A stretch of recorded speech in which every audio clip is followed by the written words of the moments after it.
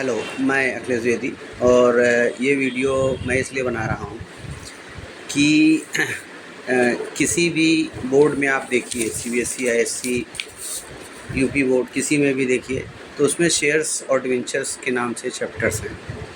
Theory में भी हैं, न्यूमेरिकल में भी हैं और जगह पे भी हैं। हम ये नहीं कह रहे हैं कि 12th में ही हैं, आप हायर क्लासेस में भी जाइएगा, बीबीए, बीकॉम सब जगह उसमें जो बातें लिखी हुई हैं वो पुराने सिस्टम से लिखी हुई हैं, जो 99 जो हम लोग जिस सिस्टम से उसको करते चले आ रहे हैं। अभी जो सिस्टम चल रहा है वो ऑनलाइन बेसिस पे चल रहा है, तो सिस्टम अलग है, उसके बारे में हम लोग आगे की सीरीज़ में बात करेंगे।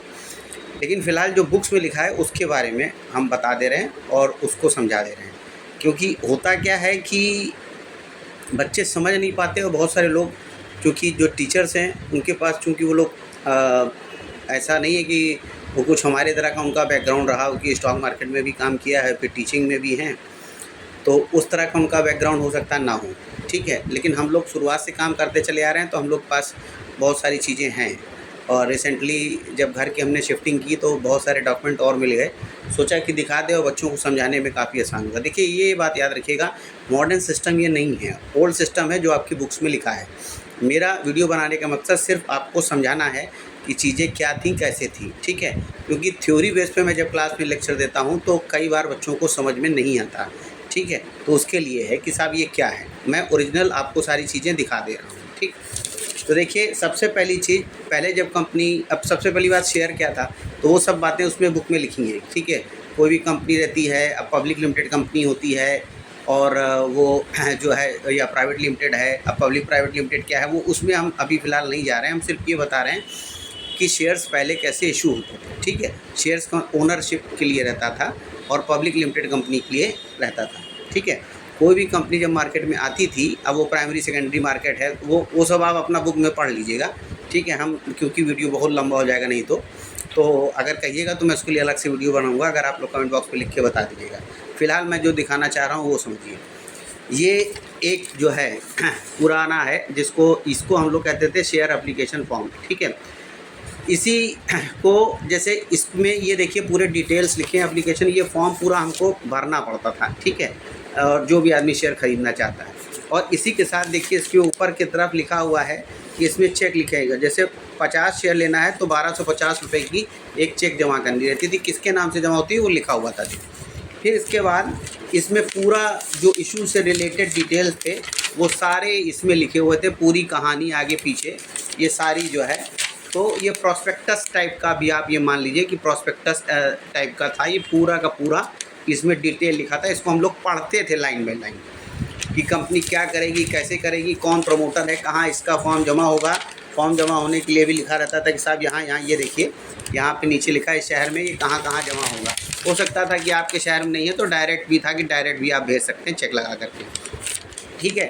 जब आप ये शेयर फॉर्म भेजते थे तो फिर आप जैसे बुक्स में पढ़े हैं, ओवर सब्सक्रिप्शन, अंडर सब्सक्रिप्शन वाली सिचुएशन, तो अगर जस्ट सब्सक्राइब्ड है या क्या कहते हैं ओवर सब्सक्रिप्शन, अंडर सब्सक्रिप्शन में 90% चाहिए, वो सब चीज़ें आपको पता हैं, ठीक है।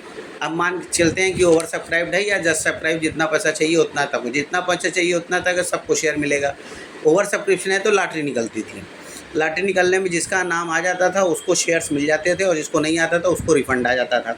अब शेयर सर्टिफिकेट कैसे होते थे, अब इसको भी ज़रा देख लीजिए। शेयर सर्टिफिकेट भी मैं आपको दिखा दे रहा हूँ, ठीक है। अब जैसे ये है, ये एक शेयर सर्टिफिकेट है, ठीक। इसको थोड़ा से मैं दिखा दूँ आपको। ये शेयर सर्टिफिकेट होता था जो ओनरशिप का आपका प्रूफ है, ठीक है, कि साहब आप इस शेयर के ओनर हैं ये, ठीक है। इसमें देखिए ऊपर इसमें नाम लिखा होता रहता है, name of holder Sushila Singh, Rima Singh, फिर फुली पेड अप है, पार्टली पेड अप है, ये फुली पेड अप है, पूरा पैसा दिया जा चुका है और मोस्ट प्रोबेबली 10 रुपये का रहता था इक्विटी शेयर को ये। अब ये इसका फ्रंट फेस है, ठीक है। इसके बाद इसका ये बैक फेस होता था। बैक फेस में क्या करते थे कि अब ये होता था क्या कि मान लीजिए आप इसको बेचते थे, तो बेचने के बाद क्या होता था कि एक शेयर ट्रांसफ़र डीड आती थी, ऐसे देखिए इसमें इन्होंने ये एक शेयर ट्रांसफ़र डीड इसको कहते हैं, ठीक। तो ये शेयर ट्रांसफ़र डीड के ऊपर साइन करता था वो पर्सन जिसका नाम था। जैसे सुशीला जी का इसमें है ना, तो देखिए सुशीला जी का यहाँ पे साइन है, फिर उनका जो भी आदमी को एक विटनेस रहता था, फिर जो ख़रीदता था वो यहाँ पे अपने साइन करता था, ठीक। फिर पीछे यहाँ पे स्टैंप लगते थे, इसके स्टैंप अलग होते थे, उसको शेयर ट्रांसफ़र स्टैंप कहते थे, वो भी मैं किसी दिन दिखाऊंगा। शेयर ट्रांसफ़र स्टैंप लगते थे। और ये दोनों जो है रजिस्टर्ड ऑफिस, जैसे बंजारा हिल्स हैदराबाद लिखा था, उसको पोस्ट से हम लोग भेज देते थे। ठीक है, भेजने के बाद अगर सिग्नेचर इसका मिल जाता था इस पर्सन का, तो वो शेयर में जैसे ये पीछे ऐसे जो पीछे स्पेस खाली हमने आपको दिखाई, पीछे एक तरफ नाम लिख के, जैसे मेरा नाम अखिलेश द्विवेदी है तो पीछे नाम लिख करके चलाता था और शेयर प्रॉपर्ली ट्रांसफ़र हो जाता था। ठीक है, तो ये प्रोसीजर था पहले के हिसाब से। अगर फिर आपको बेचना है तो फिर उसी तरह का सिस्टम चलता था। तो ये था ये सिस्टम। मेरे हिसाब से अभी मैंने ये चीज़ आपको काफ़ी जो संभव हो सकता था मैंने बता दिया। और इसका एक मतलब क्या कहते हैं, कॉपी मैं उसमें अपना डाल भी देता हूँ, जिससे कि आप लोग उसको वैसे भी फिजिकल फॉर्म पे भी चेक कर पाएँ। ठीक है, तो इससे आपको मेरे हिसाब से समझने में काफ़ी हेल्प होगी। ठीक, और इसी तरह की कुछ और भी आप बातें, हम जैसे डिविडेंड की चेक क्या है, पोस्टेज स्टैम्प क्या है, ये सब आजकल के बच्चों को मालूम ही नहीं है कि क्या है। ठीक है, सिर्फ थ्योरी चल रही है। तो ये थोड़ा सा प्रैक्टिकल वाला भी सिस्टम हो जाएगा। और तो इसको आपको देख करके समझने में काफ़ी हेल्प हो जाएगी, और आप जो है इसको देख सकते हैं, समझ सकते हैं। और क्या कहते हैं, कोई परेशानी हो, कोई प्रॉब्लम हो तो कमेंट बॉक्स पे लिख करके पूछ भी सकते हैं। ठीक है, इस वीडियो में इतना ही। Okay, thank you.